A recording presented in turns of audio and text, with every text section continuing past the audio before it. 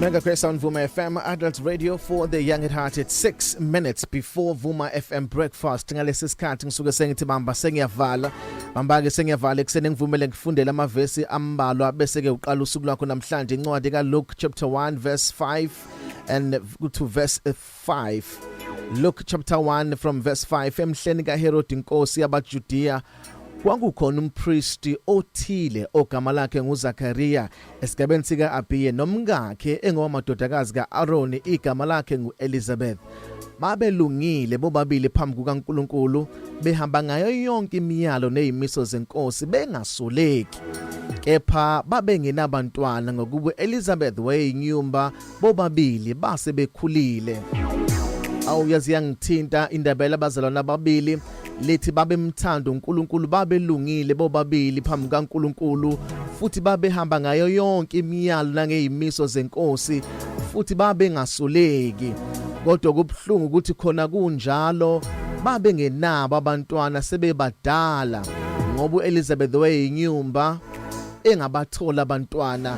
Ngathi belungile laba bantu bemthanda uNkulunkulu behamba ngayo yonke imiyalo nangezimiso zenkosi lithi futhi babengasoleki okusho ukuthi babaziwe nasesontweni ukuthi bayayikhokha ishumi baziwe nokuthi ama prayer intercessions bayawa attenda konke nje kwakuhamba kahle ngabo emabhukwini asesontweni babecacile ngoba konke kwakuhamba kahle ngabo noNkulunkulu wayebazi ukuthi bahamba kahle.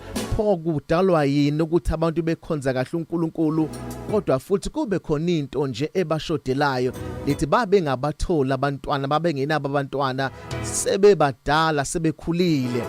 Kodwa into engiyithanda ngalabazalwane ukuthi noma bengabathola abantwana kodwa bayekanga ukuye tempelini beyokhuleka njalo. Lethu Jeremiya wayeyanjalo, uZakariya wayeyanjalo etempelini njengomthetho ehambe yokhulekela abantu ngoba uyumpriest.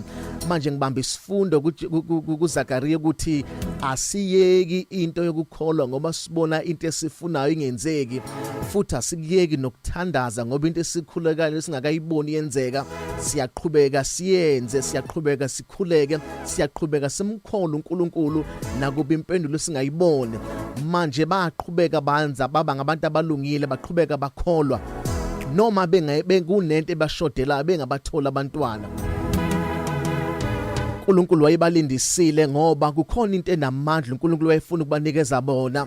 Kuyenzeka kwesinye isikhathi uNkulunkulu ayideleye into oyifunayo kanti ufuna ukunikeza into enamandla nento enkulu. Wabadile uNkulunkulu ukubanikeza umntwana ngoba wayebafuna ukubanikeza hayi nje umntwana ordinary, wayengafuna ukubanikeza umntwana ojwayelekile nje kodwa wayebafuna ukubanikeza uJohane, umntwana umuntu ozokwazi ukubhabhadisa uJesu. Yabona ke into abayilindile bayilinda isikhathi eside ngoba into ababeyilindile kuyokhulunywa nangayo nango-2003 njalo uNkulunkulu mayikulindisa into enkulu nento enamandla uyayibona kule ngathi kuthatha isikhathi esithu kubajana ngoba into asuke ezokunikeza yona usuke inamandla futhi usuke inkulu. Ungakhathazeki mawukuthi uyakhuleka enkosini impendulo uyitholi lokho amakukunikeze isambulo sokuthi kushuthi lento engikhulekelayo inamandla kakhulu futhi lento uNkulunkulu akazokunikeza yona kusho ukuthi inamandla kakhulu. Ingakho uNkulunkulu engilindisa isikhathi esithe xaxa kunabanye. Abanye nje babe bathola abantwana kodwa uZakariya nonkosikazi wakhe baze baba badala bengabathola abantwana ngenxa ukuthi into ababezoyithola yayinamandla kakhulu. Kwakufanele kuzala umuntu ozobhabhatisa uJesu.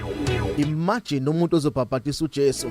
Babengaze bekhale bethi uNkulunkulu akabafuna akabathandi kanti abazi ukuthi inamandla kangakanani into uNkulunkulu akabalungiselela yona. Ungaze ukhala uyitshela ukuthi uNkulunkulu akawuza umthandazo wakho noma uNkulunkulu akafuna ukuphendula. Akakuphenduli ngoba usalungisa into enamandla afuna ukukunikeza yona. Uthi omunye kade ngikhulekela ukuthi umsebenzi nguthole angisazi ngizokwenza kanjani. Ingoba uNkulunkulu ulungisa into enamandla ngoba izinto ezinkulu ziyalindwa. Izinto ezinamandla ithatha isikhathi ukuthi ifike ngoba zinamandla. Imagine kube kuthiwa bavele ba give up babe ngeke bekwazi ukuthola umntwana kwakuwa uyena uyobhabhatisa uJesu. Ukuthola uJohn the Baptist uyena yedwa umuntu onale title eBhayibheli ebizwa ngoJohn the Baptist ngoba balinda isikhathi. Maye kulindisa uNkulunkulu ungagive up, ungaliphosi ithawula. Usho ukuthi namandla into ozoyithola. Yona isendleleni noma ngakuthatha isikhathi eside. It's coming, it's on the way.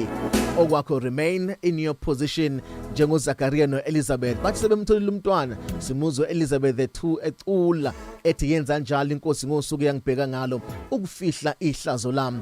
Ngiyazi usudonsa isikhathi eside nesimo sakho singashintshi, kodwa izokwenza njalo inkosi izokubheka bese iyalifihla ihlazo lakho. My name is Phumlani Nkwanyana. You are blessed, you are favored, and you are set apart. Good morning, Mega Grace Nation.